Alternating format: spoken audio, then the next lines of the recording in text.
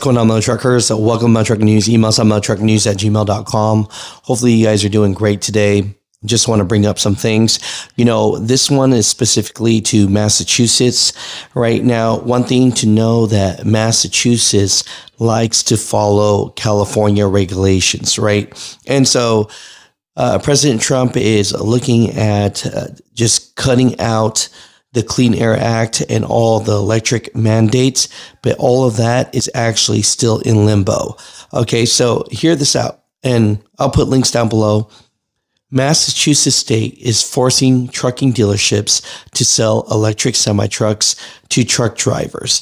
And the reason why I say that is because if they do not sell at least 7% of their vehicles as electric vehicles to their consumer, which is fleets and truck drivers, they're not allowed to sell regular diesel trucks.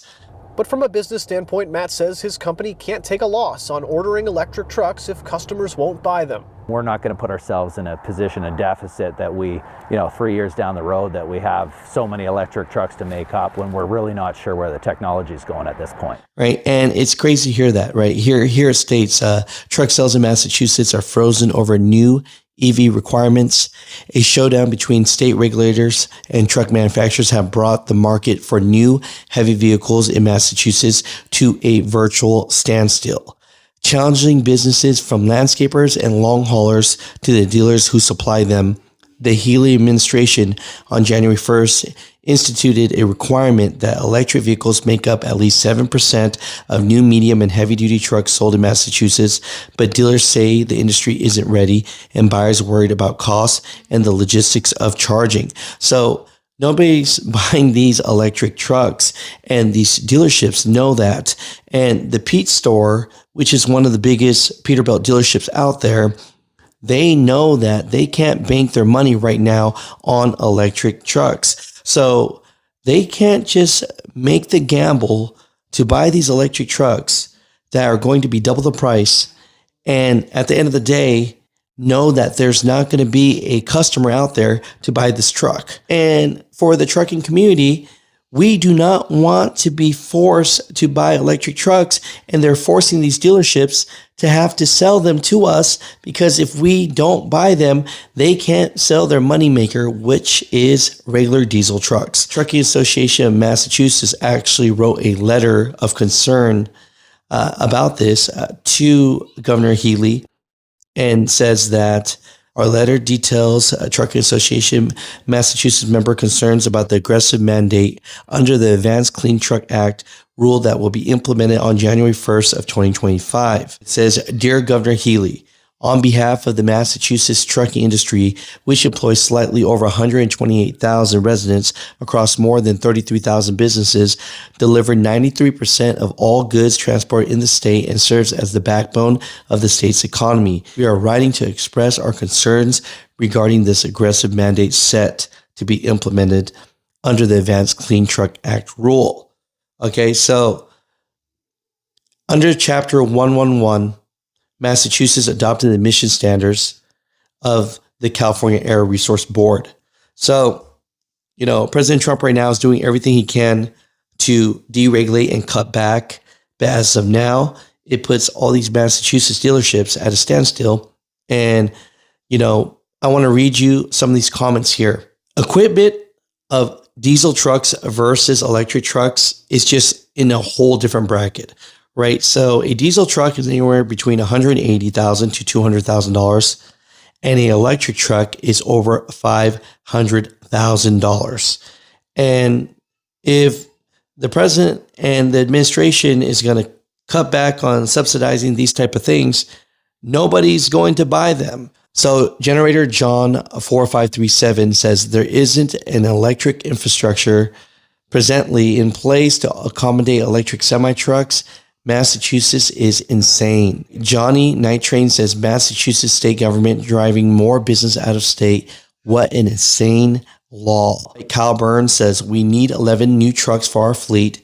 Couldn't get them in Massachusetts, so we bought them in New Hampshire and take delivery of them next week. over 110,000 per truck spent in New Hampshire instead of here in Massachusetts, right? So the Pete store is losing business, right? Brian Muse says when trucks stop delivering mass, then they might be ready to reconsider how stupid this policy is. Michael says, how about I live in America, I'll buy what I want, gas, diesel, or electric. To bring up that point, it's not that truck drivers hate electric, it's that we hate the fact that we don't have a choice, right? When they try to take away your choice, that's not going to make you happy. If you want to go out and buy a $500,000 electric truck with zero infrastructure, that's on you. But don't put it on the rest of American truck drivers, right?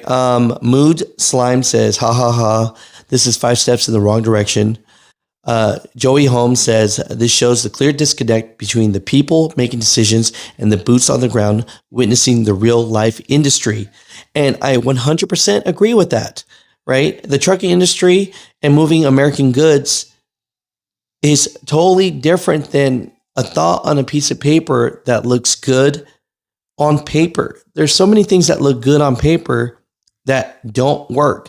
And my example to that is if you have a fleet manager or a dispatcher saying, hey man, this is only 50 miles. Why don't you just take the load and you know what? You should be done with it and be able to drop it off. And then that's an hour to hour back. So that's 2 hours max. Well, not if it's Manhattan and not if it's Los Angeles or another big city. You're going to be sitting in hours of traffic. So things that are on paper don't translate well in real life, right? John Lynn says, I'm a driver. You can't drive electric trucks, OTR, or regional because there's zero charging infrastructure. Paul says, it sounds to me that local dealerships will close and customers will simply buy their trucks out of state. Exactly what happened earlier from that comment. Fishhead says, another case of government regulators having absolutely no clue of the market they regulate. It should be a requirement for government regulators to have worked in the environment they are regulating. I have run into this issue with my business. Government officials who have no clue about my business tell me how to run my business and that business, and then they fine you. It's infuriating. I 100% agree. Mud Truckers, comment down below. Let me know what you guys think about this. But yeah, Governor Healy, some things you've done, I agree with. Some things I do not. And this one, I do not agree with. And the thing that I'm talking about that I do agree with is there was some stupid rule that, truck drivers were getting violations from like 30, 40 years ago. And she pretty much said, hey, for all the truck drivers that are going to lose your CDL because of these old rules from 30 years ago that you got fines from, that's not going to affect you now. And so she helped those truck drivers. So that was a positive thing. But this forcing dealerships to sell electric trucks first before they can sell regular diesel trucks is hurting the trucking industry and it's hurting your business. And if you're for your business in Massachusetts, you would understand that and listen and maybe check out this video, right? So my truckers, comment down below, but that's what's going on in Massachusetts. And and check this out. Flap it out hell, right? For people that don't know. Yes, sir. I'm co-owner of Big Rig Tees, and sometimes I forget to rock and shout out my our own designs and stuff. So, for anyone that supports us, go to a Truckstop, an independent Truckstop. That's where we're at right now. We're in like 260 locations. Pick up some Big Rig Tees or Mutha Trucker stuff, and we appreciate you. So thank you so much, and I'll talk to you guys tomorrow.